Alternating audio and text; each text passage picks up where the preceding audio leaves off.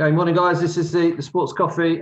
Thank you to our continued support from InsureWise, commercial and household insurers. Today we've got a new sport on the show. So we've got a coach from Rugby Union, James Shanahan. How are you, James?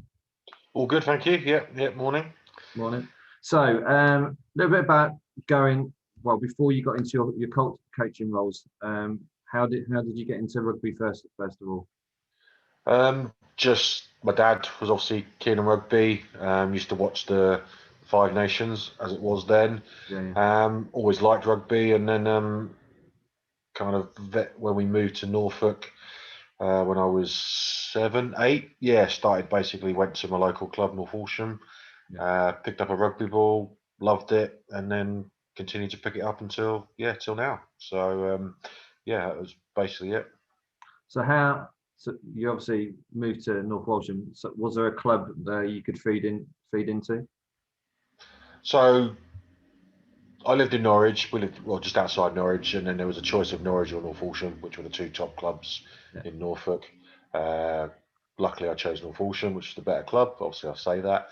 And at that point, now there's obviously the Norfolk's got great links with Leicester Tigers. Academy players are kind of moving into there. But back in the 80s, there wasn't anything such thing as academies or anything like that. So it was kind of, you were very isolated. If you went to say a Gresham school or a Norwich school, which were the two top private schools in Norfolk, then you were more inclined maybe to be seen and picked up by say a Premiership club. But there wasn't that many back then. Now with the academy system, you've got, I think there's probably 5 or 6 boys currently from Norfolk, maybe more, playing for Leicester Tigers regularly in the Premiership, which is great for an isolated area as Norfolk. So do you just think that the pathways are much better now because the clubs have linked into the areas? Yeah, I mean the opportunities are huge. So now compared to then, Northampton look after, I think Suffolk and Cambridgeshire kind of area, and then you've got Surrey's looking after Hertfordshire and Essex and Kent, and then you've got Leicester, like I said, looking after Norfolk. So the whole eastern region is pretty much covered now by Premiership clubs. It is a little bit of a, if you've got some kind of talent, they will just pick you off, and you have a huge pool of players, and obviously they all get filtered down, and then there's probably only 3 or 4 of them that kind of progress. But it is a pathway, and it is an opportunity that was not there 20, 30, definitely not 40 years ago. Yeah, it's good for obviously opportunities, providing opportunities. So going back to your playing career, where were your achievements in your playing career? So like I said, I started at North Horsham from the age of 8. Kind of stayed there till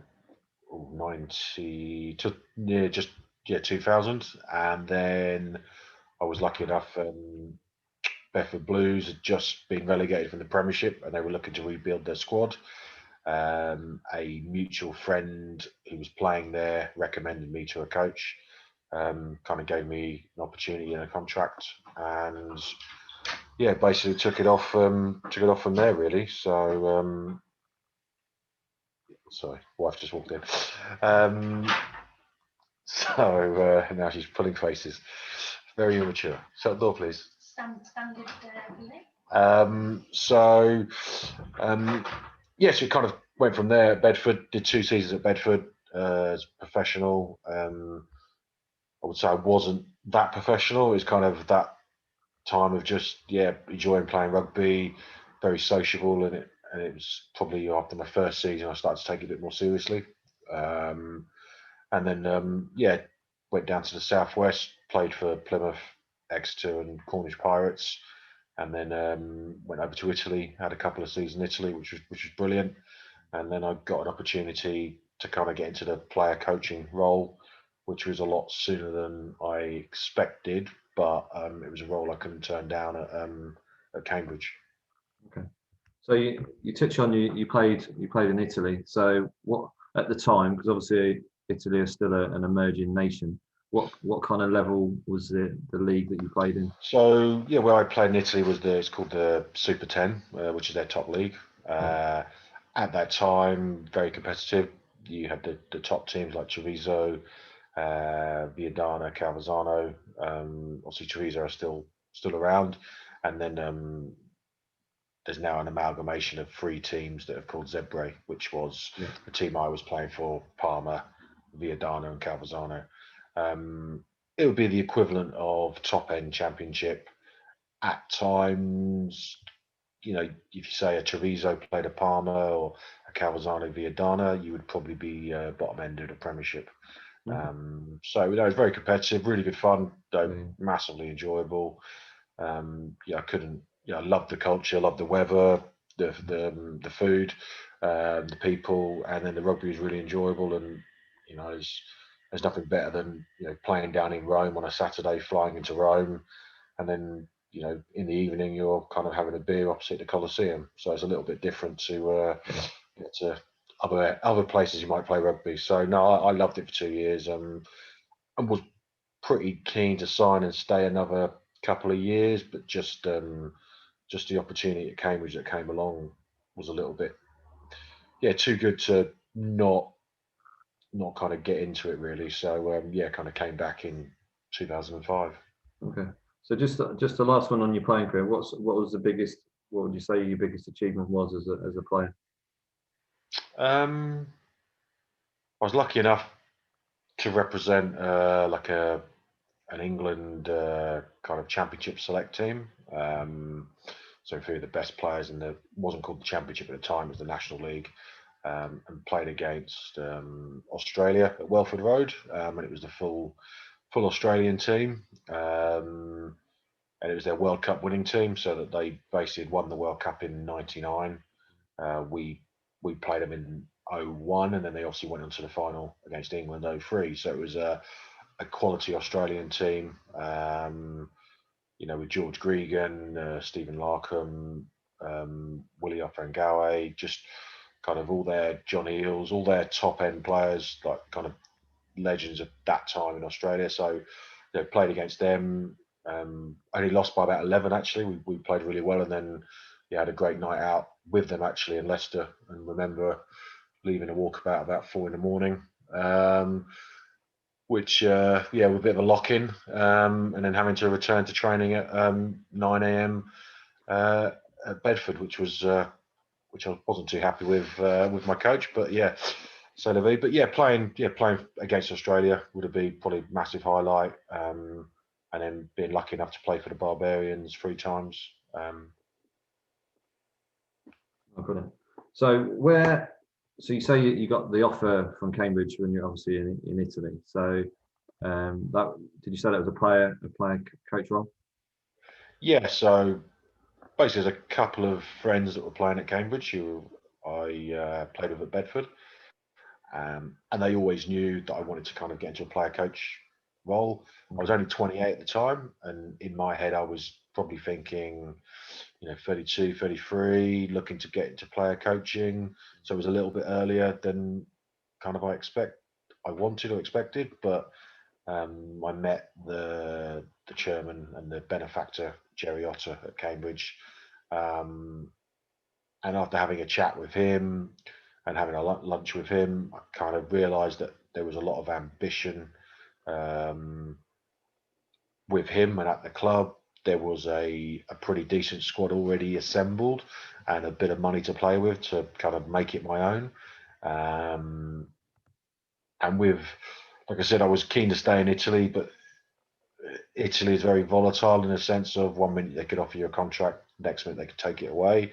And I was still in negotiations, and there was still kind of a lot of umming and ahhing and a lot of gestures as they do in Italy. And I was just worried that I would kind of turn down an opportunity at Cambridge, and then maybe the Italy fell through because obviously I was a foreigner, and you're only allowed a certain amount of foreign players in the league or in your team. So um, if say it was Treviso, if Treviso had made a 2-year deal in that time frame, I probably would have taken it. But because they were still umming and ahhing and unsure what they were doing, once I met Jerry, kind of talked about terms and ambition and what the club wanted. Once I came home, spoke to my girlfriend at the time, now wife. We decided that even though we loved Italy, it was probably the best option to kind of come back to Bedford. She's from Bedford, her family and stuff. So, we came back to Bedford and started at Cambridge in 2005. Oh, that sounds great. So, did you have obviously, because it came out of the blue a bit? Did you have your qualifications, or did you have to quickly sort of get So I'd those? already done my. Trying to think now. I've already done my level. I'd done my level 1 when I was at Bedford. I'd done my level 2 when I was in Italy. So I started my level 3 basically when I arrived at Cambridge, and I'm pretty sure I completed that in 2006. I think it's one season after I had been at Cambridge. I got my level 3 award, and then took my level 4. I think 2008 and got that in 2010, I think. So so I've kind of got all the badges, so to speak, as they say in football. Basically in rugby. To kind of tick the boxes really. So, is there, if you were to go up or get promoted with Blackheath, your current club, is there a level of coach level that you have to get, or are you already at that level? I'm already at that level. So level 4 is the highest. They used to have a level 5, but they kind of amalgamated level 4. So no, there's no other levels. They haven't brought any super levels out or anything like that. So so level 4 is the highest you can get, and I've got that. In 2010. So wherever I coach or if I moved up, etc., I wouldn't need to. No, I wouldn't need to do anything else. Okay, that's brilliant. So just going on obviously the current scenario, the COVID, obviously with COVID, and it's a question I've obviously had to ask everybody currently. How has that affected your roles at Blackheath and at Cambridge University, and where are you hoping it starts again? It's been pretty tough. This time last year we were expecting maybe I think we finished the Saturday just gone against Holloway, and we were pretty much expecting the season to be cancelled. We only had 5 games left, but restarting in July in a pre-season, and then with the university, our season had finished. So in our heads, we were just getting back into it in September, going off to our pre-season camp in Portugal like we usually do, and then preparing for a December varsity. Obviously, things changed quite dramatically in that kind of 3-month period, and realised that chances of starting rugby in September were pretty slim. Then we were looking at October. Then that kind of passed and went in November, and then basically mid-November the RFU none and void the season, and just basically said that there wouldn't be a season. They were hoping to have a kind of cup competition starting in the new year, but obviously once we got locked down just after the new year, that was never going to happen.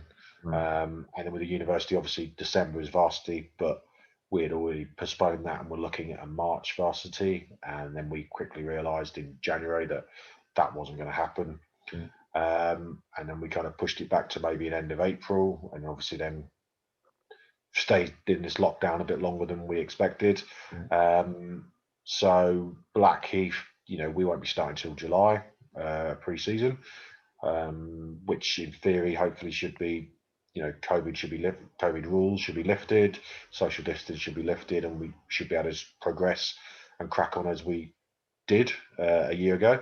And the university were hoping for a varsity on July the 4th. Again, we might start off with a COVID kind of game, but then hopefully by the end of June 21st, we should have a couple of warm-up games, which are normal rugby, and then go into a varsity game on the July the 4th. But it's been pretty tough. I mean, look, I've been on furlough, which is massively appreciate. Financially being okay, but just I'd rather be working. Just absolutely, hated the last year, to be honest.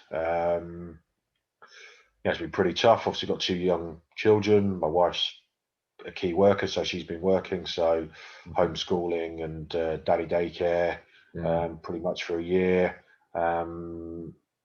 Work, but kind of wife's been working from home, so we've kind of just been all hands in and cracking on with it. And maybe for the first 3 or 4 months it wasn't too bad. You had beautiful weather outside and bit of a holiday, kind of you kind of had time holiday. to spend time with your family, that more time than you would have done. But once it kind of got on and on and on, it's pretty difficult. The longest I've had without rugby is probably like a 2 weeks, or and all of a sudden we've got over a year. And it's the planning and the prep and the kind of the hope. You're going, right, September start, okay, and then it's like, oh, maybe October, then November, then it's all right, January, then it's okay, March, and then it's just been a nightmare really. And for me, rugby kind of means everything to me. It's always been my job, but it's always been my passion. It's been my hobby. It's from the age of 8. If I wasn't a rugby coach, I probably would look at like PE teaching or something like that, but I still would have played rugby. I still would have been involved in rugby. And I think if rugby was still amateur, I still would have been a coach, but I would have been obviously another job. And I can't think of doing anything else or wanting to do anything else. So it's been pretty tough.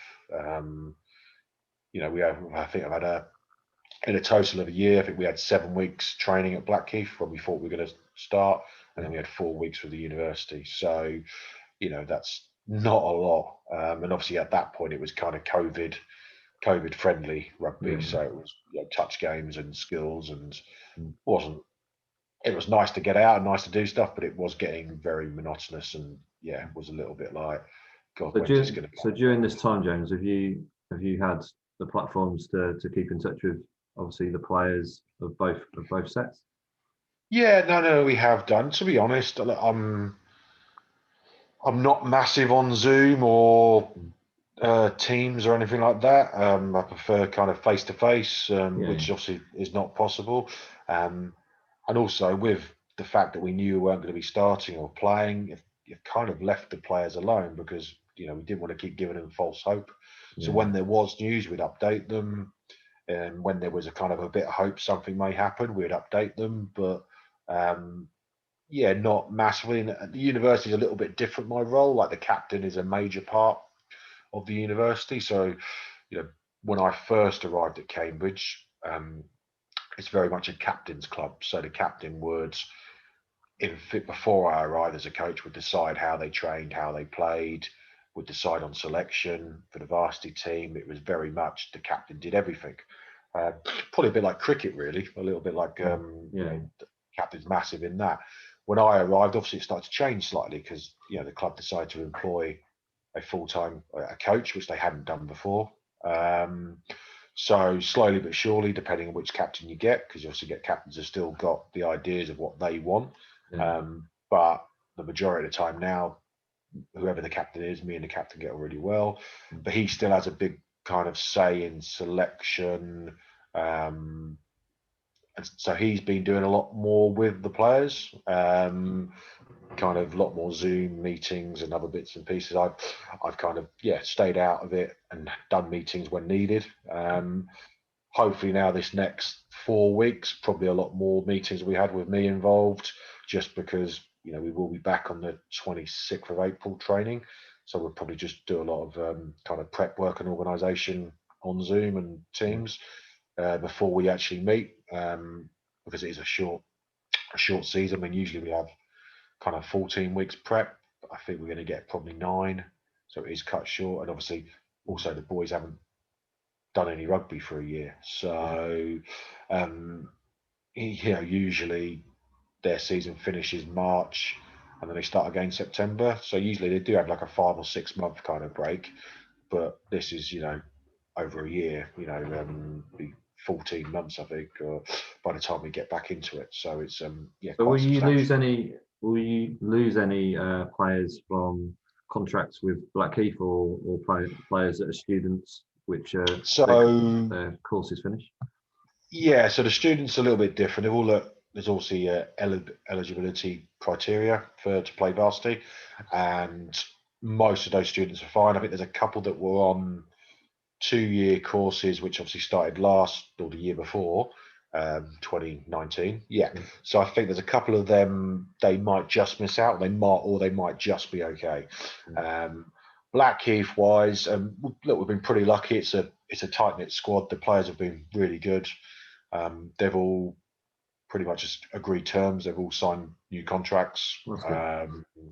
You know, they've all, and what they've been really good with, they've all agreed considerable play cuts with their contracts, just because, like any club or any business, we've had no income for over a year, and a rugby club relies on the bar, the match day hospitality, the sponsors, and at the moment, you know, Blackheath as a club, we've probably lost close to 350,000, and that would be what we'd run on as a whole club, you know, from the men's team down to the mini and juniors. So I think things are slowly coming round, and I believe I spoke to the lady that does the corporate and sponsorship, and she said people are starting to inquire and make inquiries about sponsoring players and stuff, which is great.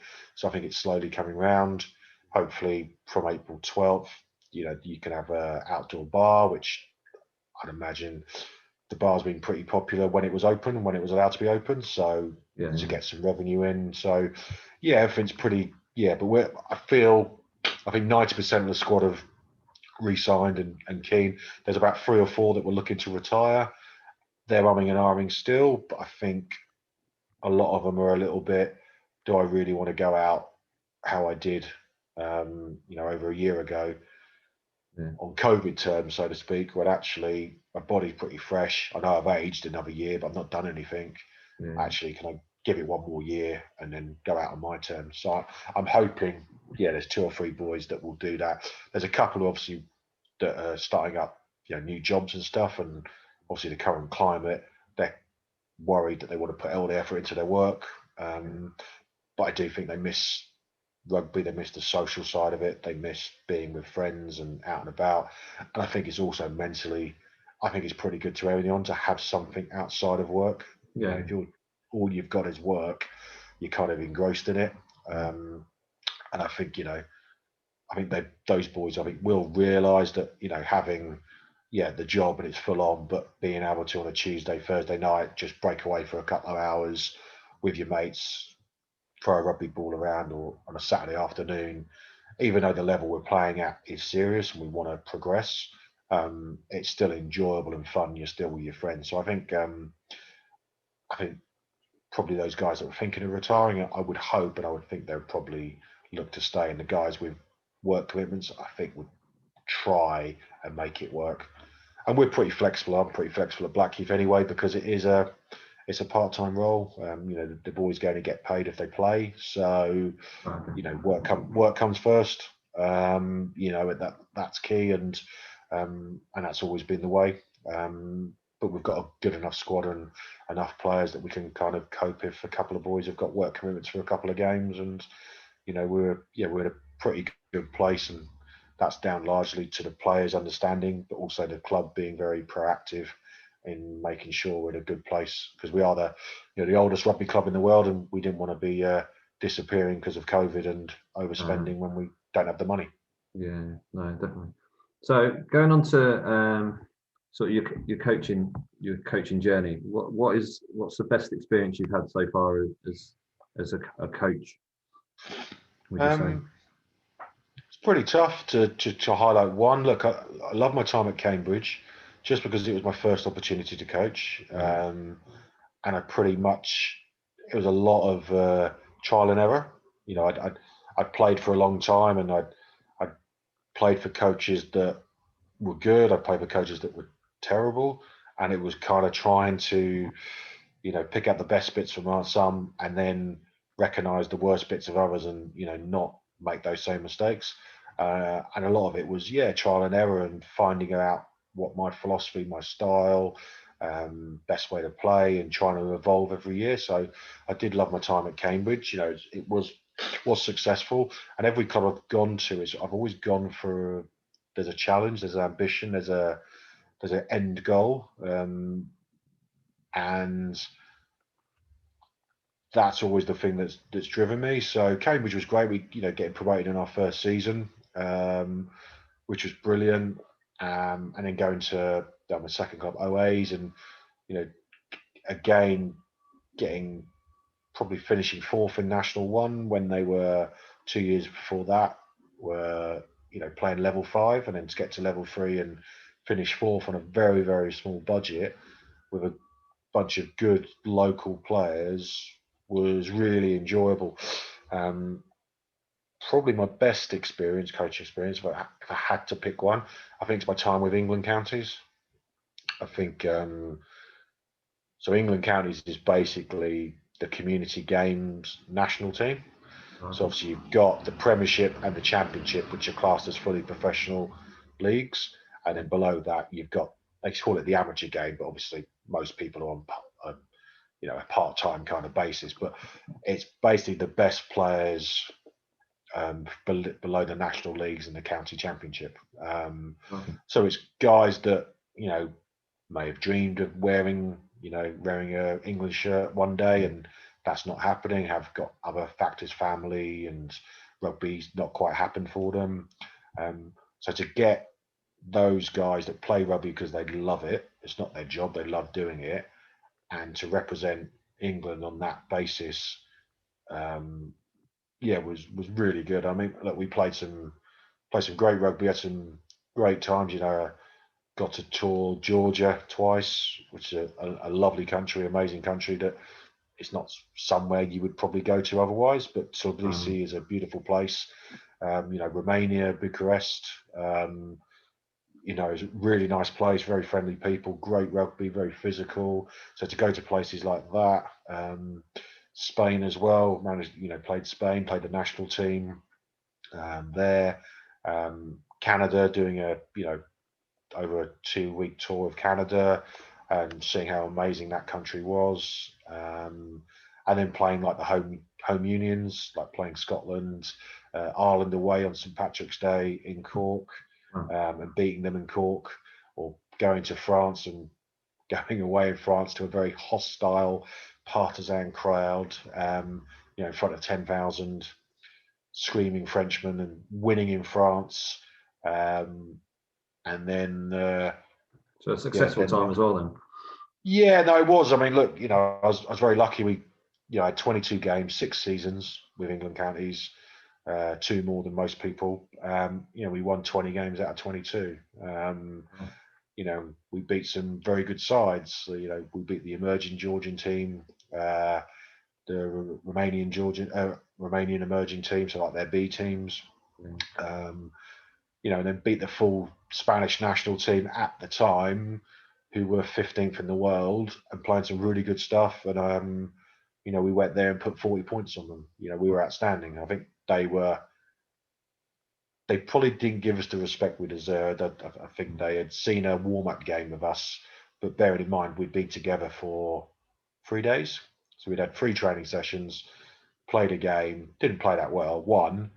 And then we had like another 2 days, and we played the Spanish team. So we had like a week together, and I don't think they gave us the respect. And we went there and won 45-28. Played some great rugby. Really, really good fun. Loved every minute of it. So I think if I had to pick one, I think England counties. I think the player, and also seeing a lot of those players, like I said, the ones that. There's a lot of players have gone on then to play Premiership and beyond. It's a good from my 6 years.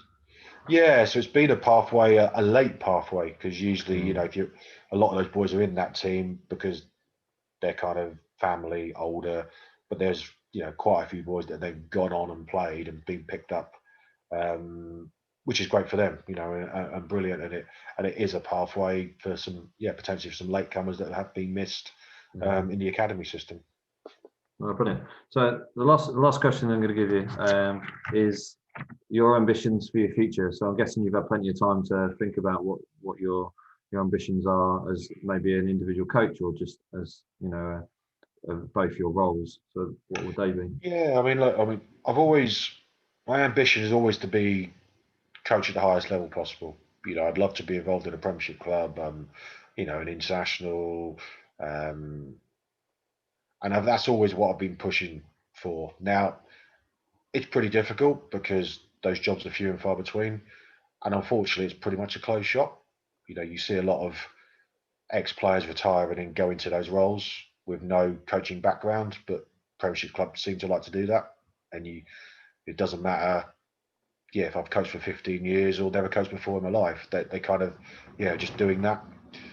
So I've kind of this last year come to the conclusion, or kind of feel pretty comfortable that my niche potentially is developing clubs and making them better.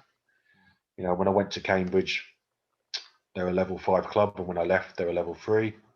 When I went to OAs, they were a level 5 club. When I left, they were level 3. Blackheath, look, my goal.